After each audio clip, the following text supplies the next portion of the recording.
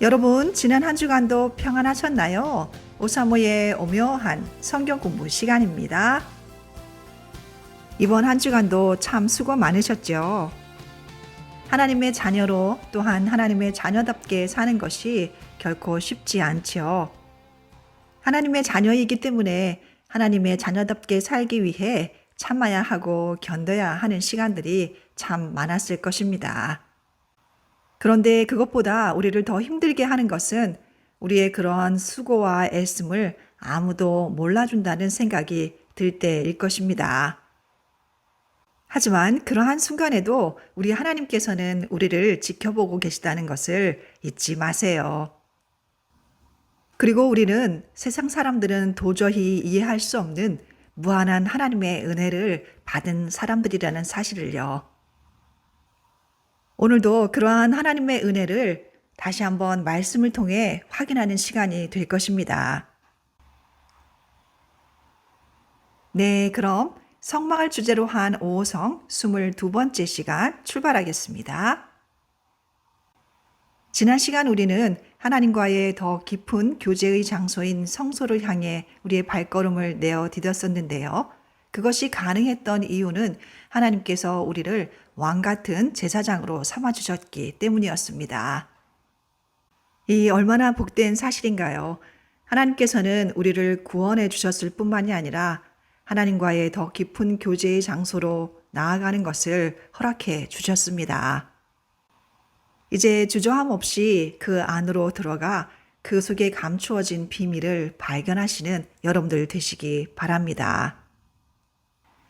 우리가 지난 시간에 배웠던 내용을 잠시 떠올려 보면요.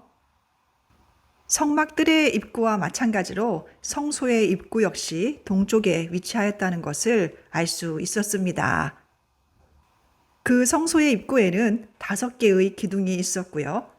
그 기둥에 청색, 자색, 홍색 실과 가늘게 꼰 배실로 수놓아 만든 휘장을 걸어서 성소의 내부가 보이지 않도록 하였습니다. 이제 우리는 그 휘장을 열고 성소 안으로 들어가 볼 텐데요. 그 안에는 무엇이 있는지 하나하나 살펴보도록 하겠습니다. 먼저 오늘 우리가 공부할 내용의 주제가 되는 오늘의 말씀을 함께 찾아 읽겠습니다. 이사야 11장 2절 말씀입니다. 그의 위에 여호와의 영, 곧 지혜와 총명의 영이요 모략과 재능의 영이요 지식과 여호와를 경외하는 영이 강림하시리니. 아멘. 성소 안으로 들어갔을 때 가장 먼저 우리의 눈길을 끄는 것은 성소 안을 비추고 있는 밝은 불빛일 것입니다. 금으로 된 벽면을 춤추고 있는 그 아름다운 불빛을 한번 상상해 보십시오. 오늘은 그 불빛의 근원이 되는 등잔대에 대해서 공부해 보려고 합니다. 그럼 그 등잔대에 대해 기록하고 있는 출애굽기 25장 31절부터 40절을 함께 읽겠습니다. 너는 순금으로 등잔대를 쳐 만들되 그 밑판과 줄기와 잔과 꽃받침과 꽃을 한 덩이로 연결하고 가지 6을 등잔대 곁에서 나오게 하되 다른 3가지는 이쪽으로 나오고 다른 3가지는 저쪽으로 나오게 하며 이쪽 가지에 살구꽃 형상의 잔셋과 꽃받침과 꽃이 있게 하고 저쪽 가지에도 살구꽃 형상의 잔셋과 꽃받침과 꽃이 있게 하여 등잔대에서 나온 가지 6을 갖게 할지며 등잔대 줄기에는 살구꽃 형상의 잔넷과 꽃받침과 꽃이 있게 하고 등잔대에서 나온 가지 6을 위하여 꽃받침이 있게 하되 2가지 아래에 한 꽃받침이 있어 줄기와 연결하며 또 2가지 아래에 한 꽃받침이 있어 줄기와 연결하며 또 2가지 아래에 한 꽃받침이 있어 줄기와 연결하게 하고 그 꽃받침과 가지를 줄기와 연결하여 전부를 순금으로 쳐 만들고 등잔 7을 만들어 그 위에 두어 앞을 비추게 하며 그 불집게와 불똥 그릇도 순금으로 만들지니 등잔대와 이 모든 기구를 순금 1달란트로 만들되 너는 삼가 이 산에서 내게 보인 양식대로 할지니라. 아멘. 네, 오늘 읽은 내용도 결코 쉽지 않네요. 분명히 우리나라 말인데 왜 이렇게 어려울까요? 하지만 용기를 잃지 마시고요. 오늘도 우리가 공부를 끝낼 쯤이면 이 말씀이 어떤 내용인지 이해할 수 있게 될 것입니다. 그럼 말씀을 좀 더 자세히 들여다볼까요? 첫 번째 문제는 등잔대를 만드는 데 사용된 유일한 재료가 무엇인가 묻고 있는데요. 그에 대해서는 31절에 말해주고 있죠. 너는 순금으로 등잔대를 만들라고 지시하셨고요. 이 등잔대를 만드는 데 사용된 순금의 양에 대해서는 39절에서 확인할 수 있습니다. 등잔대와 이 모든 기구를 순금 한 달란트로 만들라고 지시를 하셨습니다. 이처럼 등잔대를 만드는 데는 순금만 사용되었고요. 한 달란트라는 양은 약 34kg에 해당되는데요. 이것을 현대적 가치로 따져보자면 요즘 금값이 굉장히 비싸죠. 아마도 20억 이상의 가치를 지닌 것으로 계산할 수 있을 것입니다. 성막을 공부하면서 우리가 발견하게 되는 사실이 또 있는데요. 성막의 안쪽, 그러니까 지성소로 가까이 갈수록 그 거룩의 정도는 더 커지고요. 그것을 표현하기 위해서 더 비싸고 더 귀한 재료를 사용하였다는 사실입니다. 성막의 뜰에 있는 번제단이나 물두멍을 위해서는 놋이 사용되었지만요. 성소로 들어가면서 금과 은의 사용이 더 많아졌다는 것을 발견하게 됩니다. 이 등잔대를 위해서 그토록 많은 양의 순금이 사용되었다는 것은 이것의 영적 가치가 그만큼 크다는 사실을 나타내주고 있습니다. 성막에는 창문과 의자가 없었던 것으로 알려져 있는데요. 특히 성소 안으로 들어가게 되면요. 금으로 된 벽면에 창문이 없었기 때문에 외부로부터 그 어떤 빛도 들어올 수 없는 구조를 지니고 있었습니다. 그렇기 때문에 이 등잔대는 성소 안을 비추는 유일한 빛의 근원이었습니다. 만약 등잔대가 그 빛을 비추고 있지 않았다면요. 성소의 그 아름다움도 발견할 수 없었을 것이고요. 하나님과의 교제나 섬김도 가능할 수 없었을 것입니다. 그렇기 때문에 이 등잔대는 우리의 유일한 빛이신 예수 그리스도를 나타내고 있습니다. 외부에서 보이는 성막의 모습이 그렇게 아름답지 않았지만요. 오직 내부에 들어간 자만이 등잔대에 의해 드러난 성막의 아름다움을 볼 수 있었던 것처럼요. 오직 예수 그리스도를 구주로 믿은 자들만이 그 아름다움의 세계에 들어가 그것을 발견할 수 있습니다. 성막 안에는 등잔대 외에는 그 어떤 빛도 존재하지 않았던 것처럼요. 그리스도 외에는 우주의 그 어떤 것도 우리의 빛이 될 수 없다는 사실을 기억하시기 바랍니다. 그 다음 문제 볼까요? 등잔대를 만들기 위해 어떤 꽃의 모양이 사용되었었나요? 네, 그렇죠. 33절과 34절에 살구꽃 형상이라는 말이 계속 반복되어지는 것을 찾아볼 수 있는데요. 살구나무라는 단어는 이스라엘 사람들에게 잠을 자지 않고 지켜본다는 뜻을 갖고 있는 또 다른 단어를 연상시키기도 하고요. 이 살구나무가 부활을 나타내기도 하기 때문에 이 등잔대를 위해 살구꽃 형상이 사용되었던 것 같습니다. 그에 대해서는 잠시 후에 좀 더 살펴보기로 하고요. 다음 문제는 등잔대를 위해 몇 개의 등잔이 만들어졌는지 묻고 있습니다. 네, 그에 대해서는 37절이 정확하게 말해주고 있는데요. 등잔 7을 만들어 그 위에 두도록 지시하십니다. 그러니까 한 개의 등잔대 위에 7개의 등잔이 준비되어야 했다는 것이죠.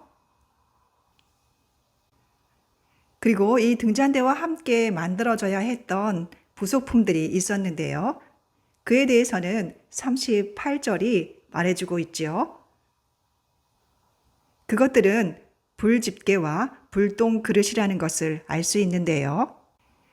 이것들은 제사장이 등잔대 앞에서 사역하는 데 필요하고 또 그 등잔대가 잘 유지되도록 돕는 역할을 하였을 것이고요. 이것들 역시 순금으로 만들어야 했습니다. 사실 우리가 읽은 본문의 내용을 통해서는 등잔대의 모양이나 크기에 대해 정확히 알아내기가 쉽지 않은데요. 그렇다면 그들은 등잔대를 만들기 위해 그 크기나 모양을 어떻게 알았을까요? 네, 그렇습니다. 40절에서 우리는 그 해답을 찾을 수 있는데요. 하나님께서는 모세에게 이 모든 것의 모양을 직접 보여주셨다는 사실입니다. 하나님께서는 성막 건축에 필요한 모든 설계도를 모세에게 직접 보여주셨고요. 또한 모세는 자신이 보고 들었던 내용을 부살렐이나 오홀리압에게 가르쳐 주었을 것입니다. 그리고 하나님께서는 그것이 잘 전달될 수 있도록 놀랍고 섬세한 정확함으로 인도해 주셨을 것이고요. 왜냐하면 이 성막은 하나님께서 계획하신 대로 정확하게 만들어져야만 했기 때문입니다. 출애굽기 37장 17절에 의하면 이 등잔대는 부살렐이 만들었다는 것을 알 수 있는데요. 그가 성막 건축의 과정에서 하였던 일은요, 기술적인 연구를 통해서 금속을 재료로 하여서 만드는 일이나 보석이나 나무를 다루는 일을 하였던 것으로 짐작이 됩니다.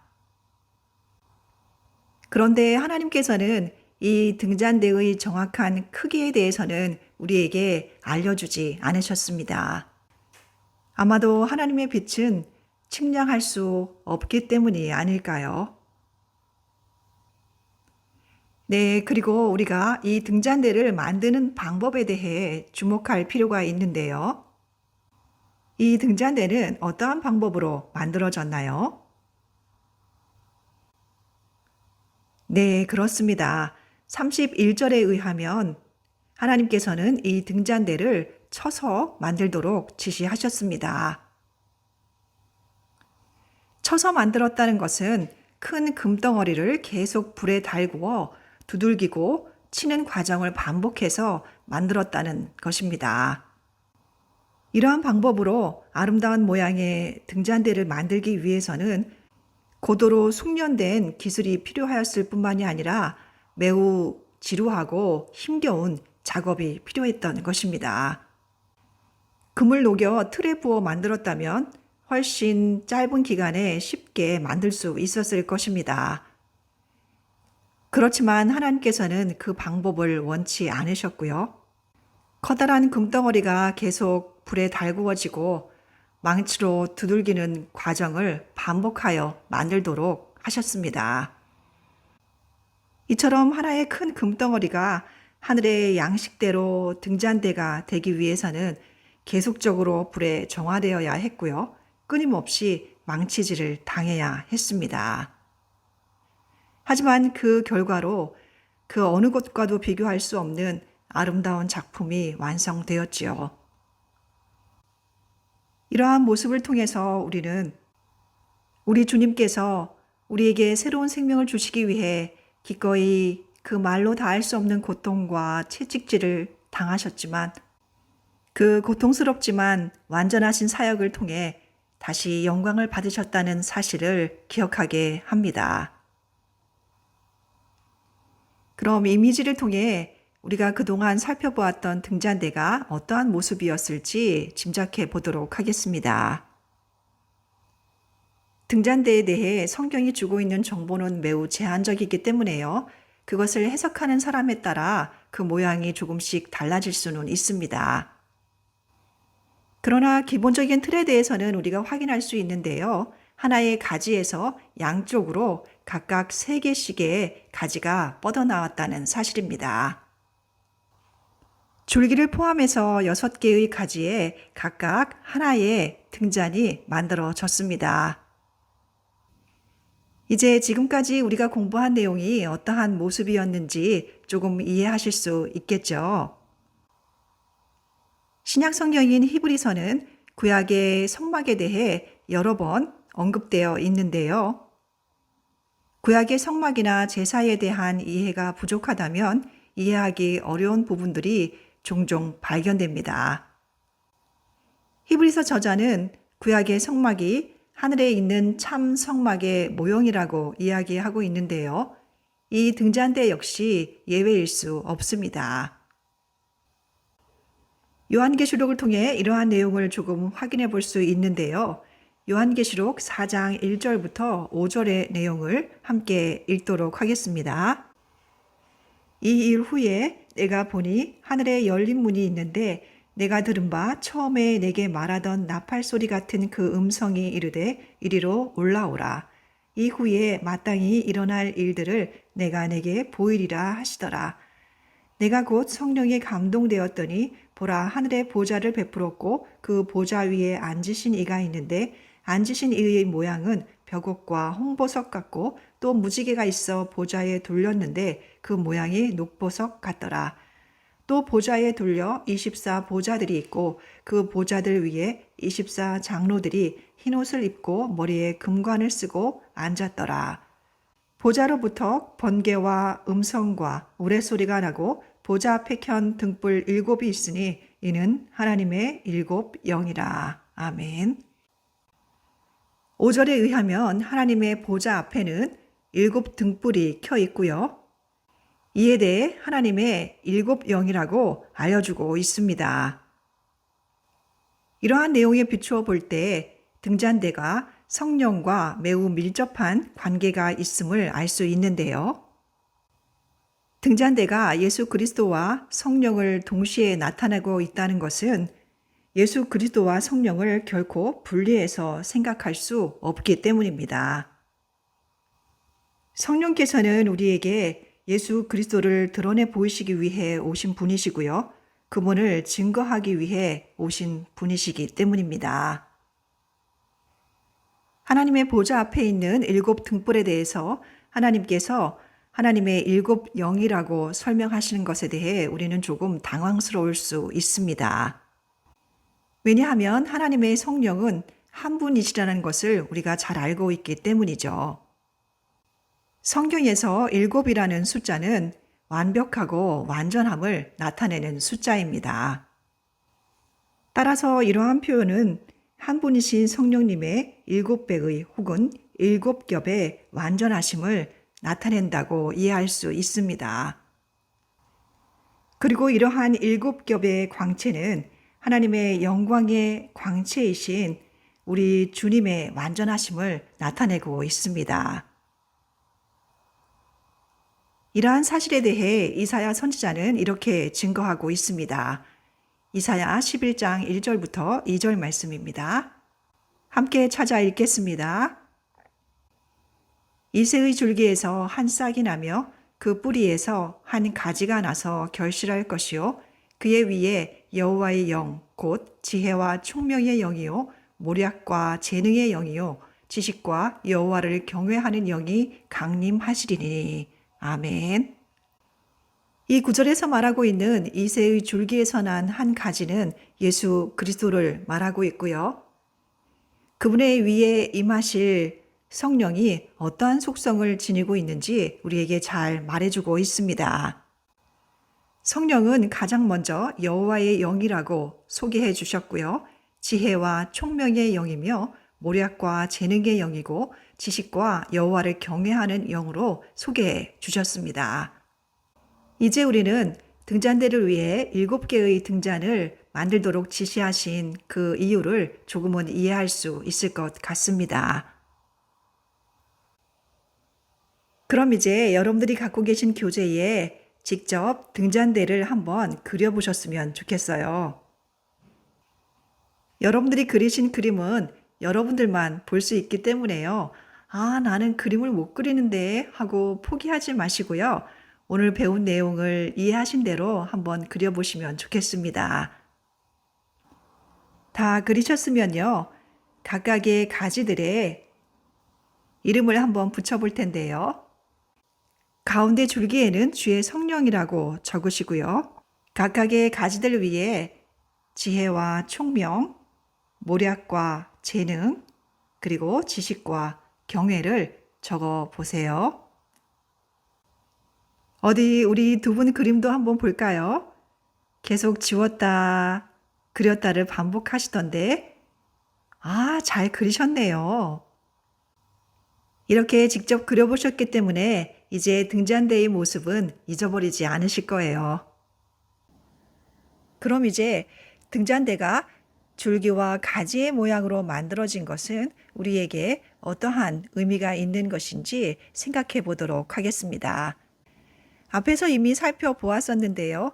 이사야 11장 1절에 나타난 이새의 줄기에서 난 한 싹, 그 뿌리에서 난 한 가지는 예수 그리스도를 가리키고 있다는 것을 알 수 있었습니다.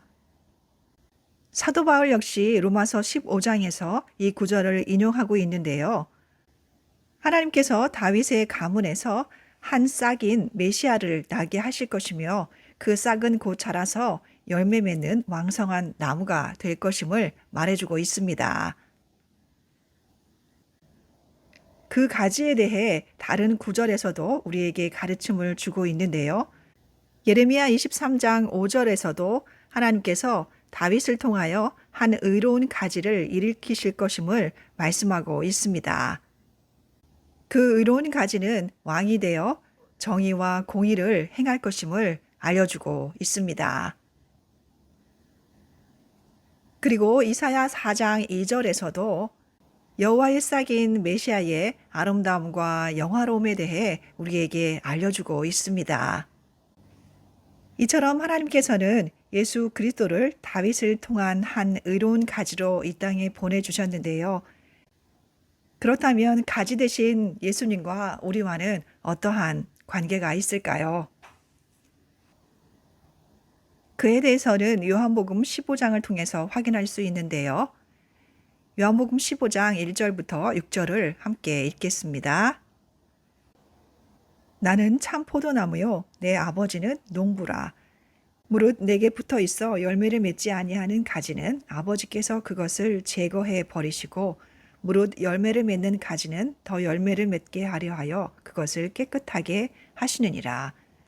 너희는 내가 일러준 말로 이미 깨끗하여졌으니 내 안에 거하라. 나도 너희 안에 거하리라. 가지가 포도나무에 붙어 있지 아니하면 스스로 열매를 맺을 수 없음 같이 너희도 내 안에 있지 아니하면 그러하리라. 나는 포도나무요 너희는 가지라. 그가 내 안에 내가 그 안에 거하면 사람이 열매를 많이 맺나니 나를 떠나서는 너희가 아무것도 할 수 없음이라. 사람이 내 안에 거하지 아니하면 가지처럼 밖에 버려져 마르나니 사람들이 그것을 모아다가 불에 던져 사르느니라. 아멘. 이새의 줄기에서 난 한 싹이신 예수님께서는 열매 맺는 왕성한 나무가 되셨다는 것을 알 수 있고요. 우리를 그 나무의 가지로 삼으셨다는 것을 확인할 수 있습니다. 예수님께서는 나는 포도나무요 너희는 가지라 이렇게 선포하십니다. 우리는 예수님이라는 포도나무에 붙어서 열매를 맺어야 하는 가지이고요. 열매를 맺지 않는 가지는 아버지께서 그것을 제거해 버리시고 또 열매를 맺는 가지는 더 열매를 맺게 하려 하여 그것을 깨끗하게 하신다는 사실입니다. 포도나무의 가지가 포도나무에 붙어 있지 않으면 스스로 열매를 맺을 수 없는 것처럼 우리도 그리스도 안에 있지 아니하면 그와 같은 결과를 얻게 될 것이라고 말하고 있습니다. 여기서 우리가 꼭 기억해야 할 사실은 우리는 포도나무에 꼭 붙어 있어야 하며 또한 반드시 열매를 맺어야 한다는 사실입니다. 가지와 열매에 대해 이야기할 때 함께 살펴보고 싶은 사건이 한 가지 있는데요. 그것은 민수기 17장에 기록되어 있습니다. 1절부터 11절을 함께 읽겠습니다.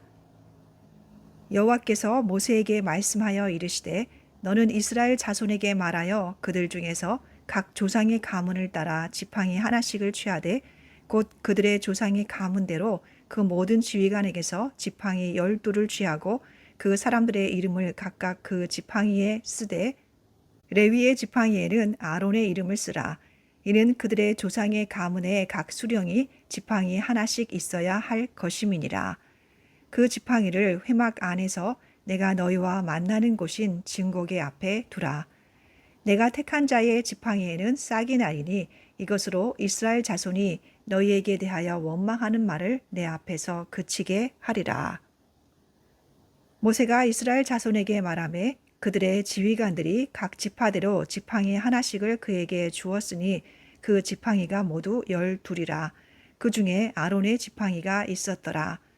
모세가 그 지팡이들을 증거의 장막 안 여호와 앞에 두었더라. 이튿날 모세가 증거의 장막에 들어가 본즉 레위 집을 위하여 낸 아론의 지팡이에 움이 돋고 순이 나고 꽃이 피어서 살구 열매가 열렸더라. 모세가 그 지팡이 전부를 여호와 앞에서 이스라엘 모든 자손에게로 가져오매 그들이 보고 각각 자기 지팡이를 집어 들었더라. 여호와께서 또 모세에게 이르시되 아론의 지팡이는 증거계 앞으로 도로 가져다가 거기 간직하여 반역한 자에 대한 표징이 되게 하여 그들로 내게 대한 원망을 그치고 죽지 않게 할지니라. 모세가 곧 그같이 하되 여호와께서 자기에게 명령하신 대로 하였더라. 아멘. 지금 우리가 읽은 본문은 고라 자손의 반란 사건 이후에 하나님께서 다시 한번 아론의 제사장직이 하나님의 선택에 의한 것임을 확실히 해주셨던 사건을 기록하고 있습니다. 하나님께서는 이 사건 속에서 매우 독특한 방법으로 중요한 진리를 가르쳐주고 계시는데요. 우리가 잘 알고 있듯이 지팡이는 나무에서 잘려진 죽은 나무로 만든 것입니다. 그 안에는 생명이 없지요.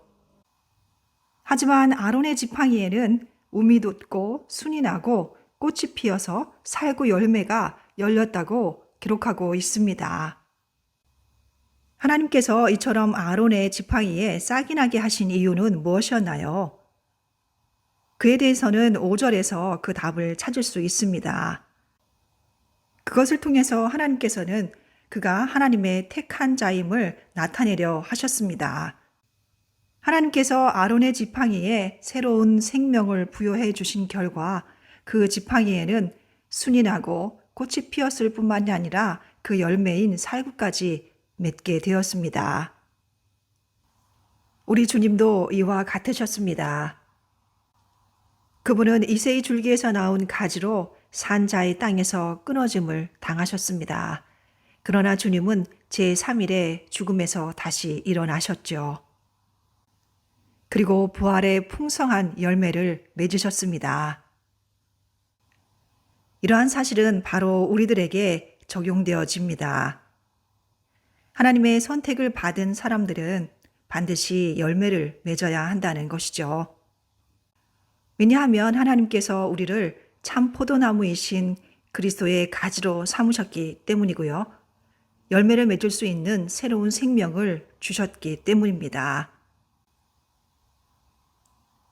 예수님께서도 마태복음 12장 33절에서 이렇게 말씀하셨습니다.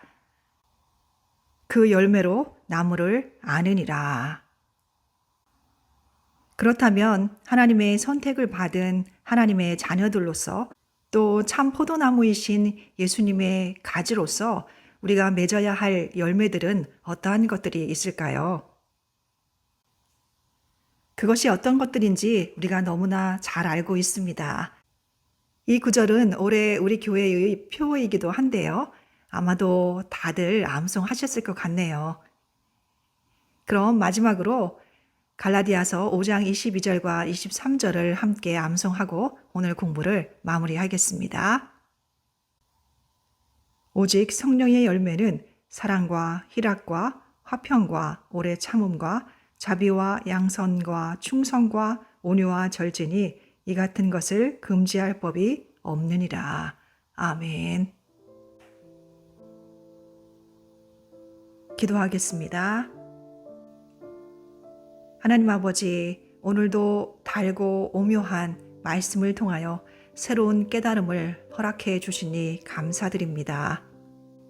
참 포도나무이신 예수님과 하나님으로 마땅히 맺어야 할 성령의 열매를 맺는 저희들 되게 하여 주시옵소서. 예수님의 이름으로 기도드렸습니다. 아멘. 하나님의 자녀로서 성령의 열매를 맺기 위해 당신에게 필요한 것은 무엇이라고 생각하시나요? 그에 대해 깊이 묵상하시고 하나님께서 주시는 깨달음대로 반응하시는 여러분 되시기 바랍니다.